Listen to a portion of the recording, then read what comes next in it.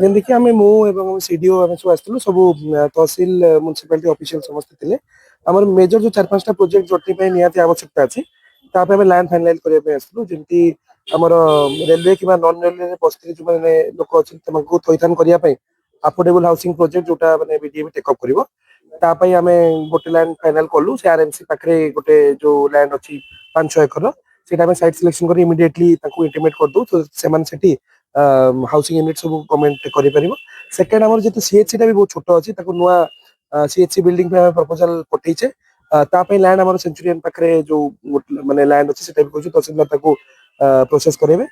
Vending zone ପାଇଁ ଆପଣଙ୍କର 2ଟା municipality ପାଖରେ ସେମାନେ ପ୍ରପୋଜାଲ କରିଥିଲେ ଯୋଉଟା ବଡ ଭେଣ୍ଡିଂ ଜୋନ୍ ପାଇଁ ଆମେ ତାର ପ୍ରପୋଜାଲ ତ ପଠେଇ ଦେଇଛୁ ଗଭର୍ଣ୍ଣମେଣ୍ଟକୁ। ତାର ଲ୍ୟାଣ୍ଡ ଟା ବି ଆମେ ସାଇଟ୍ ସିଲେକ୍ସନ କରିକି ଫାଇନାଲ ମାନେ କରିଦେବା ଏଇ 3-4ଟା ଜିନିଷ।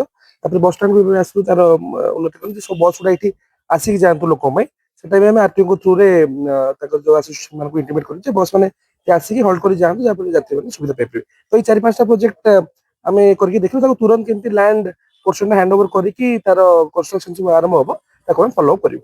ଭେଣ୍ଡିଂ ଜୋନ୍ ପାଇଁ ଆମର ଯୋଉ 588 ଯୋଉଟା ବି ହେଇଥିଲେ ତା ପାଇଁ ଆମେ ଡିଟେଲ ଗୋଟେ ପ୍ରପୋଜାଲ ଏଷ୍ଟିମେଟ୍ କରିକି ମ୍ୟୁନିସିପାଲିଟି ଆମେ କରିଥିଲୁ। ଆମେ ୱାର୍କ ଡିପାର୍ଟମେଣ୍ଟକୁ ପଠେଇ ଦେଇଛୁ ଅଲରେଡି ବଜେଟ ପ୍ରୋଭିଜନ ପାଇଁ। ତାର ପାଇଁ ଲ୍ୟାଣ୍ଡ ବି ଆମେ ଦେଖିବାକୁ ଆସିଥିଲୁ ଯୋଉଟା ମ୍ୟୁନିସିପାଲିଟି ଦେଖିଥିଲା ଯୋଉ 2-3ଟା ଲ୍ୟାଣ୍ଡ ଅଛି ତାକୁ ବି ଆମେ ହ୍ୟାଣ୍ଡ ଓଭର କରିଦେବୁ ମ୍ୟୁନିସିପାଲିଟିକୁ ଇଏରେ। ତାପରେ କନଷ୍ଟ୍ରକ୍ସନ ଆରମ୍ଭ ହେଲେ ସେମାନଙ୍କ ଥଇଥାନ ବି ସେଠି ହେଇପାରିବ। କଲେଜ ନାଁରେ ଯୋଉ 12-13 ଏକର ଅଛି ସେଟାକୁ ଆମେ ପଠେଇଦବୁ ମାସ୍ ଏଜୁକେସନ ଡିପାର୍ଟମେଣ୍ଟ ପାଇଁ। ସେଇ ପୋର୍ସନଟା ସେମାନେ ଛାଡ଼ିଲେ ଆମେ କଲେଜ ନାଁରେ କରିଦେଇପାରିବା।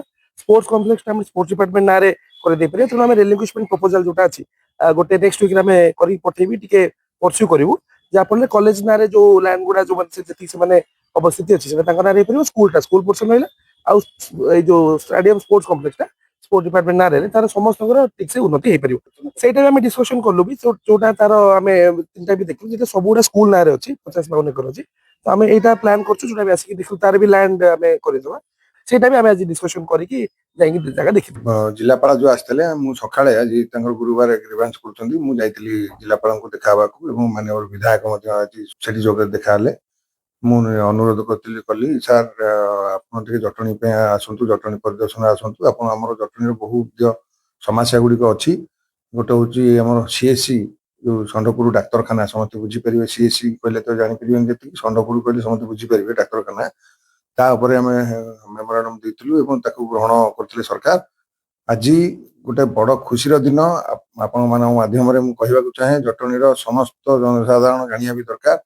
ଆଜି ଗୋଟେ ଜଟଣୀ ପାଇଁ ଗୋଟେ ବଡ ଖୁସିର ଦିନ ଏଇଥିପାଇଁ ଯୋଉ ଜଟଣୀ ସିଏସସି ଆମର ସେଞ୍ଚୁରିଆନ କଲେଜ ପାଖରେ ଆମ ସେଠି 5 ଏକର ଜାଗା 5-7 ଏକର ଜାଗା ଆଜି ଆପ୍ରୁଭ ହେଲା ଯେ ସିଏସସି ଟାକୁ ସେଠିକି ଉଠିକି ନୂଆ ଭାବରେ ନୂତନ ଭାବରେ ବିଲ୍ଡିଂ ହେଇକି ତାର ଯେମିତିକା ଲୋକ ସଂଖ୍ୟାକୁ ଆଖି ଆଗରେ ରଖିକି ଏବଂ ଜଟଣୀରେ ଯୋଉ ପାଖ ଆମର ଜଟଣୀ ଗୋଟେ ଏଜୁକେସନ ହବ ହବାକୁ ଯାଉଛି ତାକୁ ଆଖି ଆଗରେ ରଖିକି ଯୋଉ ଭଲ ହସ୍ପିଟାଲଟିଏ ହବ ସରକାରୀ ହସ୍ପିଟାଲ।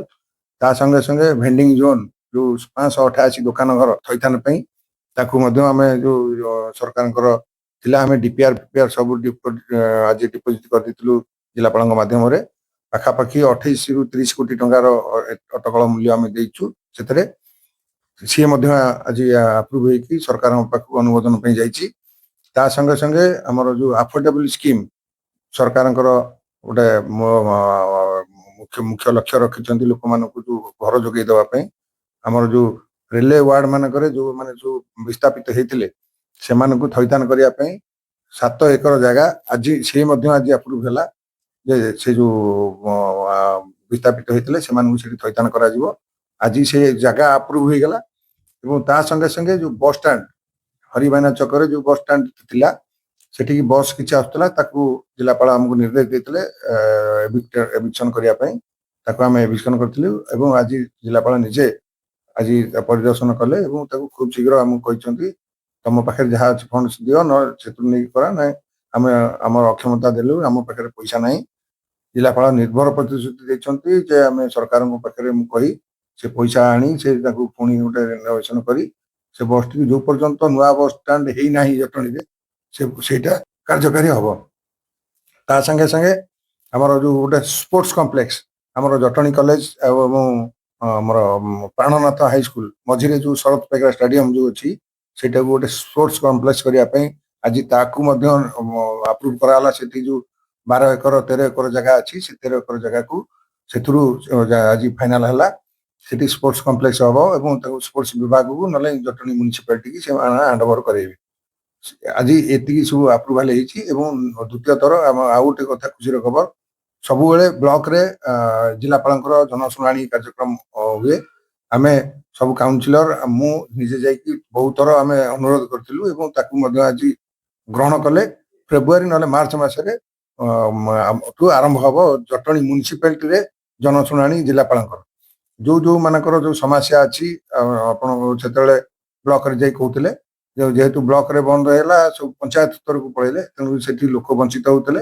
ଆମ ମ୍ୟୁନିସିପାଲିଟିରେ କରିବା ପାଇଁ ଜିଲ୍ଲାପାଳ ସହମତି ଦେଇଛନ୍ତି। ଖୁବ ଶୀଘ୍ର ଫେବୃଆରୀ ନହେଲେ ମାର୍ଚ୍ଚ ମାସରେ ଏ କାର୍ଯ୍ୟକ୍ରମ ଆରମ୍ଭ ହବ। ଏବଂ ମୁଁ ଆପଣମାନଙ୍କ ମାଧ୍ୟମରେ କହିବାକୁ ଚାହେଁ, ଯାହା ହଉ ଆଜି ଗୋଟେ ସମସ୍ତଙ୍କ ପାଇଁ, ମୋ ପାଇଁ ମଧ୍ୟ ଗୋଟେ ଗର୍ବ ଆଉ ଗୌରବର ଦିନ। ଯାହା ହଉ ଆଜି ଏତିକିଟା 3-4ଟି ପ୍ରୋଜେକ୍ଟ ଆପ୍ରୁଭ ହେଲା ଏବଂ ସମସ୍ତଙ୍କୁ ଏଇ ଆପଣଙ୍କ ମାଧ୍ୟମରେ ଅନୁରୋଧ କରୁଛି, ସମସ୍ତଙ୍କର ସହଯୋଗ କାମନା କରୁଛି। ଏଠି ଦଳ ମତ ନିର୍ବିଶେଷରେ ମ୍ୟାଡାମଙ୍କର ମଧ୍ୟ ସହଯୋଗ ପ୍ରଚୁର ସହଯୋଗ ରହିଛି, ବିଧାୟକଙ୍କର ମଧ୍ୟ ଅଛି। ଏବଂ ମୁଁ ସେ ଆଶା କରୁଛି ଆମ ଜଟଣୀର ସମସ୍ତ ଜନସାଧାରଣ, ସମସ୍ତ ରାଜନୈତିକ ଦଳ ସମସ୍ତେ ଆସନ୍ତୁ, ଜଟଣୀର ବିକାଶରେ ଭାଗିଦାରୀ ହେଇ ଜଟଣୀକୁ ଆଗକୁ ବିକାଶ ଦିଗରେ ଆଗକୁ ନବା।